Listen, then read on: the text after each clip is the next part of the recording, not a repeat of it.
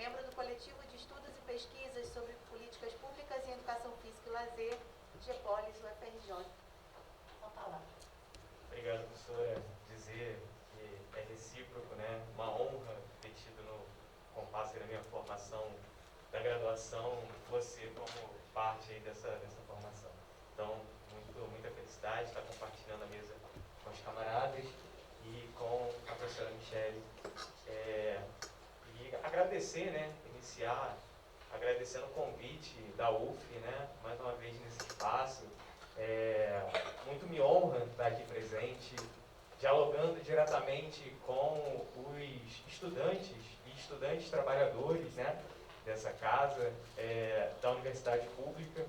Então, sempre que a UF, enfim, qualquer outra universidade pública me chama, não é só um chamado, um convite, né?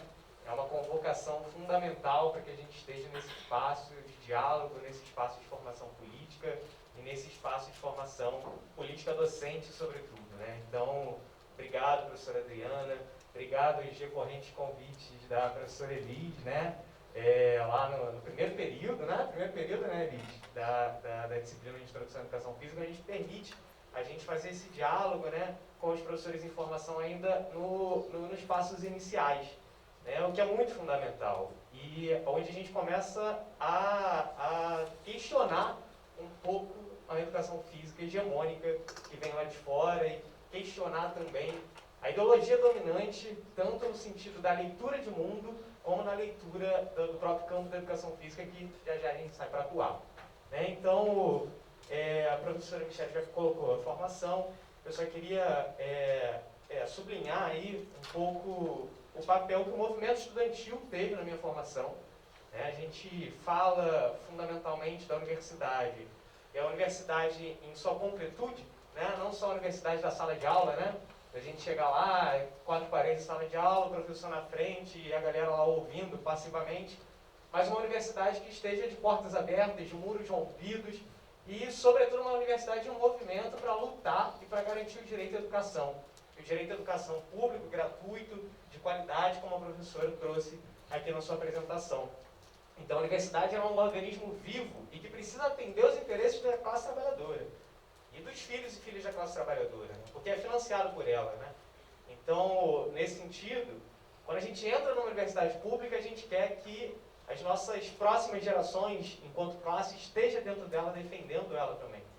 Então, nesse sentido, o movimento estudantil da educação física é um movimento historicamente reconhecido, né? É um movimento que sempre lutou pela universidade pública e que eu tenho muito orgulho de ter feito parte da Coordenação Nacional, da Executiva Nacional de Estudantes de Educação Física e do Centro Acadêmico lá do FRJ. Então, vocês que estão nesse percurso formativo da graduação, procurem saber sobre os movimentos, né? Sobre o MEF, o movimento estudantil, o MNCR, que está aqui presente, né? A partir do camarada Rajime ali, que é o Movimento Nacional contra a Regulamentação. Existe muita coisa para além das 4 paredes da sala de aula e que torna extremamente efetiva a nossa luta dentro do campo da educação física, às vezes muito mais do que a presença apenas lá no diário de classe, né? Então, nesse sentido, saudar também, sobretudo, estar na UF pelo currículo da UF, né? Também é um debate fundamental a gente sempre relembrar quando a gente está aqui presente, né? A gente passa de intencionamentos que são intencionamentos políticos, né?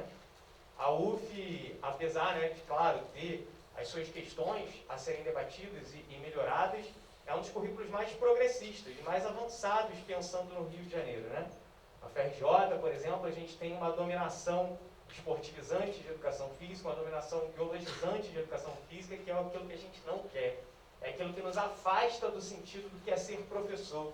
É aquilo que tira da gente a nossa identidade, de que, na verdade, independente do campo de atuação, formal ou informal, a gente está lidando com uma relação de ensino-aprendizado. O cara que está na academia, né, que a gente vai dar aula, o cara que está lá no clube, que a gente vai dar aula, que está lá no tatame, que a gente vai dar aula, é uma pessoa que está dentro de uma relação de ensino-aprendizado e você é professor também nesse espaço. Então, quando se tem qualquer tipo de debate que tenta afastar da gente a identidade de ser professor, a gente precisa ter cuidado. A gente precisa começar a pensar se a gente não está jogando fora a nossa essência. e aquilo que nos faz ser educação física, né, em um campo da educação. Então, para iniciar, né, eu queria dizer que rememorar, né, a partir dos elementos conjunturais que a professora faz, traz para a gente um pouco desse elemento da força coletiva, que eu acho que foi fundamental, e isso aqui faz parte dessa força coletiva, né, pós-período de pandemia, entre aspas, né, mas de uma agudização da pandemia, né, e a gente está aqui num encontro, de novo, presencialmente, numa universidade que é atacada dia após dia, no seu sentido orçamentário, no seu sentido ideológico, né, no sentido dos movimentos conservadores. A gente está aqui a partir da força coletiva. Todo mundo extremamente cansado por mais de 2 anos de pandemia, de um elemento de agudização da nossa exploração enquanto trabalhadores, né, de um desemprego cada vez maior, mas a gente está aqui para poder pensar a nossa realidade e tentar transformar essa realidade. Então, nesse sentido, é a força coletiva que faz a construção disso aqui, né? Apesar do cansaço, porque a gente sabe que é o único caminho, né? O único caminho para que a gente consiga transpor esse cansaço é a coletividade, porque sozinho, né, galera, a gente vai ter muito mais dificuldade e provavelmente não vai ser efetivo. Então, nesse sentido, né, uma das forças coletivas que me marcaram durante o período de pandemia foi uma fala da professora Virgínia Fontes. Já ouviram falar da professora Virgínia Fontes? Então, professora da casa. Em uma das lives, assim, logo no início, né, da pandemia decretada, né, pô, o vírus chegou no Brasil, não sei o quê, que ela traz a palavra de ordem, né, da Revolução Russa, né? A palavra de ordem daquela geração era pão, paz e terra. E naquele momento de pandemia, em que estava ali todo mundo com medo, sem saber muito bem o que fazer, né, ela aponta um caminho que é muito fundamental, que era dizer que o nosso lema, a tarefa da nossa geração, era garantir a vida. Então, se naquele momento era pão, paz e terra, nesse momento continua sendo também pão, paz e terra, mas continua sendo também a garantia da vida, sobretudo, para que a gente pudesse lutar pelo restante, né? Então, nesse sentido, me ajudou a entender, de um lado, a importância dessa coletividade, mas do outro lado também, o como que a gente precisa destruir o capitalismo.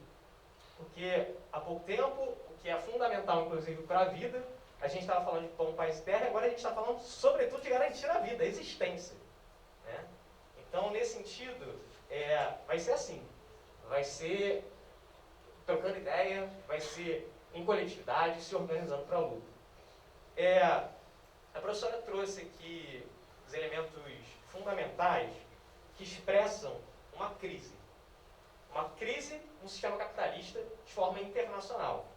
E essa crise, galera, bate nas costas de quem? Essa crise bate nas costas da gente, trabalhador e trabalhadora. E existem pesos, obviamente, de como ela bate. E aí a gente vai fazendo aí, né, as discussões e vai conseguindo abrir o leque dessas opressões. Um peso fundamental está associado aos elementos de raça, os elementos de gênero, está associado a diversos elementos e também, dentre eles, o elemento das relações entre países. Se a gente for pensar em um país periférico como o Brasil, a gente vai ver que a porrada nas nossas costas é maior, por exemplo, do que a porrada nas costas dos países centrais. Dos grandes países historicamente colonizadores, dos grandes países historicamente da violência, né? Então, nesse sentido, a gente precisa entender o campo da educação física não aleatório numa nuvenzinha aqui, né? A gente precisa pegar o que a gente vive e entender que a educação física está dentro dela. Entender que a nossa realidade hoje, contemporaneamente, né, o que a gente está vivendo hoje, está dentro dessa realidade, que é de um sistema econômico e político dominante, né? Que não é o comunismo, viu? A gente não está no comunismo, né? A gente está aqui entendendo a garantia do direito e lutando por ele, porque ele não está no comunismo. A gente está cada vez mais num avanço de mercado, num avanço de mercantilização, onde os direitos viram produtos, onde a gente começa a vender saúde, se vende educação, se vende o lazer, se vende as práticas corporais e não se garante direito à classe trabalhadora que já paga por eles. Então, nesse sentido, a gente vai vendo cada vez mais e mais essa crise se acirrando para garantir a dominação de classe, o lucro da grande burguesia, e isso cada vez mais chegando nas nossas postas. Uma característica central dessa crise aí são as reformas, né, que a professora trouxe, sobretudo a educação. A gente também tem as reformas, por exemplo, do teto de gastos, que a gente vai precisar lidar com elas, já está lidando agora na transição. A gente tem as reformas no âmbito do ensino superior, e a gente está falando aqui, né, universidade. A gente teve, por exemplo, alguns programas, e aí é importante a gente entender que a gente derrotou fundamentalmente um governo genocida, um governo fascista, um governo em que houve um profundo aumento da exploração da classe trabalhadora, desde lá do golpe de 2016, mas a gente também não pode deixar de lado as nossas pautas enquanto trabalhadores, por uma institucionalidade pela eleição. A gente continua, apesar de ter avançado fundamentalmente na derrota do governo Bolsonaro, precisando falar do sucateamento da educação pública, a gente continua precisando falar do sucateamento da saúde pública, a gente precisa continuar falando, por exemplo, da mercantilização desses direitos. A gente precisa continuar falando, por exemplo, que a gente não quer o FIES e o ProUni sendo centrais na política de um governo, enquanto as universidades públicas são sucateadas e há limite de vagas. A gente não pode direcionar as nossas críticas apenas à institucionalidade, sem falar que a Croton, por exemplo, foi a maior empresa que cresceu na Bolsa durante a segunda década do século XXI. O que é a Croton? É um grande conglomerado dos empresários de educação que tem um monte de universidade e que ganhou muito dinheiro público que poderia estar aqui dentro, na UF, na UFRJ, e que poderia, dessa galera que tem que pagar pela educação, que a educação vira boleto, né, tem que pagar para poder entrar, e aí fica com uma dívida ativa já na juventude, que poderia estar aqui dentro, com possibilidade de não sair, com possibilidade de assistência estudantil, com possibilidade de existência, né, dentro da universidade. Então, nesse sentido, a gente não pode deixar de lado essas discussões, né? Eu trabalhei durante 5 anos em uma grande rede privada de educação básica, né? Que esse movimento que já aconteceu na universidade pública, de um grande movimento aí de consumo da educação, e não de garantia de direito da educação, também começa a se expandir a educação básica em termos bastante parecidos, com grandes conglomerados, como aí as universidades, né? E a gente vai ver como que é um roubo ao nosso direito para um sentido lucrativo na educação. Eu trabalhei num grupo chamado Raiz Educação. Já ouviram falar? Se eu falar as marcas do Raiz Educação, vocês acho que talvez vão começar a pegar aí. QI. Já ouviram falar QI? QI. Né? Ao Cubo. Matriz Educação. Oxford, Sá Pereira. Beleza. Isso tudo. E tem outras. São desse mesmo grupo Raiz Educação. Sabe de onde surgiu esse grupo? Não foi da educação, obviamente. Poderia ser, mas não foi. Eles eram a principal empresa de navegação do Brasil, chamada Transhol. Depois vocês podem jogar no Google. Era a principal, a maior empresa de navegação do Brasil, privada.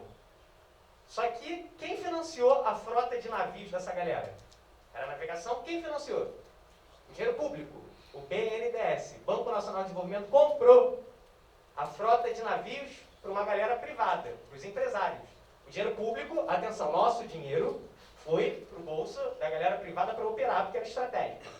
Beleza, financiou para empresário. O que é um financiamento? Tu paga depois, né? O cara lá, compra lá e tu vai pagando depois. Show, tranquilo. Paga com juros, né? Show. Sabe o que o empresário falou na hora que foi cobrada a conta? Vão pagar não. A gente não concorda com o valor dos juros. Não iremos pagar. Vai você, na Estácio, falar que você não vai pagar teu financiamento. Você, trabalhador aí, ó. Vê o que vai acontecer com você. Sabe o que aconteceu com a Transhol? Nada. Eles foram investir na educação. Criaram outras empresas lá, depois de milhões e milhões de dinheiro público e anos trabalhando para a navegação brasileira. Criaram outras empresas no campo da navegação, óbvio, e foram também, dentre essas outras empresas aí, para a educação. Saiu comprando um monte de coisa, né? Um monte de marcas famosas aí, antigas. Então, o dinheiro da escola privada, na verdade, é o dinheiro público.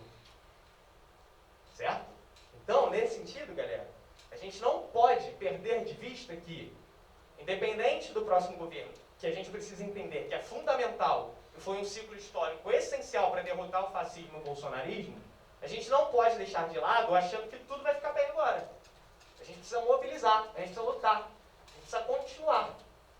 Porque o Todos pela Educação, que também é um conglomerado de empresários, lá do Lehman, né, da Setúbal, está no governo de transição. Instituto Itaú, Natura, Unibanco, né? Essa galera toda aí. Todo mundo lá, ó, no governo de transição. Então, nesse sentido, a gente precisa... Qual é a palavra da classe trabalhadora? É direito à educação? É a gente conseguir ter educação de qualidade para os nossos filhos, para os nossos irmãos, né? Para os filhos e filhas da classe trabalhadora, para a gente mesmo. Essa é a pauta dos trabalhadores, não é? Beleza. Então, nesse sentido, não dá para abandonar. Nesse sentido, a gente precisa continuar. Quem é que está lá gerindo a educação e quem é que vai lucrar e quem é que vai ficar sem direito. Então, para começar, eu acho que é fundamental a gente falar um pouquinho sobre essas relações, que são relações de luta de classe. São relações entre a contradição, né, do que são os interesses dos trabalhadores e o que é o interesse da burguesia. O que é a burguesia? A burguesia são aqueles que detêm os meios de produção, que detêm os meios possíveis ali para fazer a sociedade funcionar. Está com eles. E para eles é lucro. Para a gente é direito. Então, a gente tem interesses que não são conciliáveis.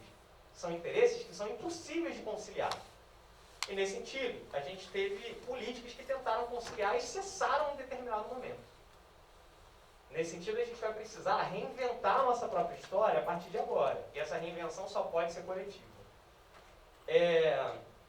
Nesse sentido, galera, eu quero começar a partir da provocação do tema da mesa, né? Que é justamente as contradições contemporâneas da educação física no período pós-pandemia. Começar dizendo que as contradições contemporâneas da educação física são as contradições do sistema que nos rege hoje, que é o capitalismo. Contradições essas que eu acabei de falar agora, né? A contradição entre o lucro e direito. A contradição entre dinheiro público e dinheiro privado. Universidade pública e universidade privada. Educação pública e universidade privada. E educação privada. Então, nesse sentido, a educação física está aí dentro. E aí a gente vai falar também pedagogicamente dela daqui a pouco. E nesse sentido, as contradições do capitalismo vai do fascismo, da eugenia, de coisas mais bizarras que a gente tem que o capitalismo produziu, até contradições do neoliberalismo mais refinado da uberização, que a gente também vai falar daqui a pouco. Então, a educação física também vai expressar as contradições do capitalismo. Tanto o fascismo, que produziu, né, o que o capitalismo produziu a partir de Bolsonaro, a partir de outras figuras aí, quanto o neoliberalismo mais refinado dessa galera de terno e gravata que a gente vê e acha bonitinho, né? Então, a educação física também está presente nessas contradições. E nesse sentido, galera, eu queria trazer alguns dados para a gente poder entender um pouco o que é isso, o que a gente está vivendo. Eu acho que um dos marcos centrais da crise do capital, e aí que esbarra na nossa vida, tem a ver com desemprego. Desemprego e informalidade. Sobretudo no mundo do trabalho, né? Antigamente, os nossos pais falavam, vou comprar uma casa, né? Aqueles que já tinham uma condição um pouco melhor, né? Que não tinha uma precariedade tão acirrada. Vou comprar uma casa, vou ter um filho, não sei o quê. A pessoa ali mesmo com a CLT, mesmo no privado, ele ficava uns 20, 30 anos trabalhando naquela empresa. Hoje em dia é assim o mundo do trabalho? Não. Hoje em dia dá 5 anos, 6 anos, tu já está bolado ali que de repente tu vai rodar para vir alguém mais barato e aí reduzir o custo, né? É assim, não é? O mundo do trabalho hoje? Beleza. O mundo do trabalho hoje é cada vez com menos direito, né? É difícil a gente encontrar um trabalho que garanta direito a 13º, a férias, a saúde, né? A vale alimentação, etc. É difícil. É aquilo que a professora colocou no charge aqui na apresentação, né? Agora a gente vai negociar com o patrão. Só como é que a gente negocia com o patrão uma vaga se tem mais 550 pessoas querendo essa mesma vaga? Tem negociação? Não tem. A negociação eu preciso comer. Ponto. Essa é a negociação. Então, isso favorece a precariedade do trabalho no trabalho. Quanto mais gente desempregada, quanto mais gente no desespero, pior é a trabalho. Pior são as condições de existência. Então, nesse sentido, galera, o desemprego aí, dizem que em agosto foi o menor patamar desde julho de 2015. Tá rodando essa notícia aí, né? Isso é uma mentira, uma falácia. Por quê? Porque esse movimento já é antigo. O desemprego reduz sendo absorvido pela informalidade. O que é isso? Se a galera lá, pô, estava desempregada, agora está empregada, só que tu sabe o emprego dela, qual é? É um emprego que tem contrato de 1 mês e meio, que ela vai receber R$20 por dia. Pô, deixou de estar desempregada, deixou? Não deixou. Ela está num trabalho intermitente. Ou então ela precisou fazer um MEI para ganhar, né, R$5 a hora. Isso são condições adequadas de existência de vida? Não é. Então, enquanto o desemprego estava 8,9% em agosto, são dados da PNAD contínua do IBGE, a gente tem uma informalidade que beira os 40% da população trabalhadora. Ou seja, além dos 8,9% da galera que não tem emprego nenhum, que está em casa, ou que às vezes nem consegue procurar emprego porque não tem dinheiro para passagem, a gente ainda tem 40% em condições precaríssimas de trabalho. Ou seja, mais da metade da população trabalhadora está em condições extremamente problemáticas de existência. Então, esses são os dados que a gente tem. Nesse sentido, vamos voltar aqui para a educação física? Vamos voltar para a educação? A gente tem esse cenário se repetindo no mundo todo. Isso é uma constatação dos grandes organismos internacionais. Banco Mundial, Organização Internacional do Trabalho, enfim, vários, ONU, Unesco, dizendo, pô, tá dando ruim aí, tem uma galera desempregada, informal. Porque assim, né, essas condições precárias também colocam o capitalismo em contradição, né? A gente começa a falar, pô, não tá legal aqui a existência, a vida. A gente começa a ter a possibilidade também de se revoltar. Então, os grandes organismos internacionais ficam ligados na nossa... Eles geram a precariedade, mas ficam ligados também nessa precariedade. Para que não haja revolta, para que não haja revolução, como aconteceu lá na Revolução Russa em 17. Nesse sentido, galera, esses organismos internacionais têm encaminhado, vocês já ouviram provavelmente essa palavra, que a nossa educação precisa ser para resiliência. Já ouviram falar resiliência? 349 mil vezes na Globo, né? Beleza. Por quê? Se adaptar, né? Vem lá do conceito da física, né? Do não sei o quê, da elasticidade do material, alguma coisa desse aí, né? Show. Então, o caminho que a grande burguesia e o capitalismo coloca pra gente, da gente passando fome, desempregado, né, com precariedade de existência, etc., é se adaptar, pô. É superar, é ser resiliente, é ser cada vez mais o exemplo da superação. Só que isso é uma falácia, gente. Isso não é possível. O exemplo de superação é 1 em 1 milhão, que é utilizado para conformar a classe trabalhadora. E para dizer, pô, se ele chegou e eu não cheguei, pô, é porque eu sou ruim. Não é porque o sistema capitalista está aqui me batendo nas costas, é porque eu sou ruim, pô. É a meritocracia.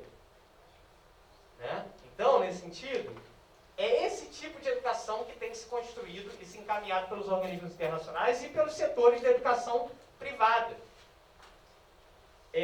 O papel, e aí também faz parte do nome da mesa, né? Qual o papel da educação física nesse momento pós-pandêmico?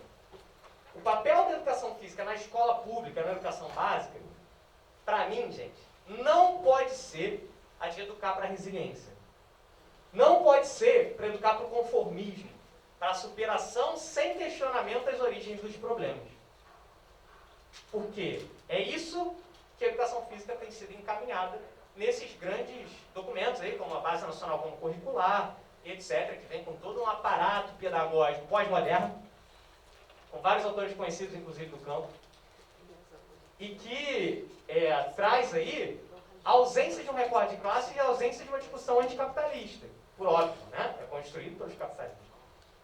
Então, a gente tem, inclusive, dentro do campo das análises aí, das práticas corporais, uma parada que representa muito essa lógica, essa ideia da resiliência do mercado cada vez mais informal, mais flexível. Isso sendo traduzido em uma prática corporal. Alguém chuta qual que é? O exemplo master da uberização. O que é uberização? É aquele trabalho, né, que o cara não tem um patrão, logo não tem direitos, logo está mediado ali por uma relação de trabalho frágil, como é o Uber, né? Para expressar, mas não é só Uber. A gente tem expresso isso numa prática corporal. Se a gente é da educação, vamos pensar de práticas corporais? Entregador de iFood. Entregador de iFood lá da bicicleta. A bicicleta deixou de ser meio de locomoção e de lazer para virar instrumento de trabalho precarizado no capitalismo, gente. O andar de bicicleta, sabe qual é? Pô, dá uma volta, dá um rolê lá na Quinta da Boa Vista, aqui enfim, no Niterói conhece pouco. Né? Dá um rolê ali na orla ali, Graguatá, enfim. Agora, grande parte da população não olha mais para a bicicleta como espaço como um possível lazer, né? Como um instrumento de lazer. Olha para a bicicleta como instrumento de trabalho precarizado, que o cara precisa ficar 12 horas, às vezes dormir no lugar onde tem mais entregas, né? Onde tem mais pedidos, para poder usar ela. Se tornou um horror a bicicleta. Isso é o que o capitalismo faz. E é isso que falta também, inclusive, nos cursos de graduação em educação física. Entender que as práticas corporais acompanham o processo da crise do capitalismo também. Da mercantilização, né? Da uberização no trabalho. Ih, rapaz. Então, nesse sentido aí, galera, eu queria trazer, além desses dados e dessa discussão, um pouquinho a questão da escola, tá? Hoje, a gente tem algumas análises desses organismos privados, esses organismos dos empresários, falando sobre educação. E um grande mote deles, né, é a questão da evasão. Que depois da pandemia, a galera vai sair da escola, né, e de fato isso vai acontecer.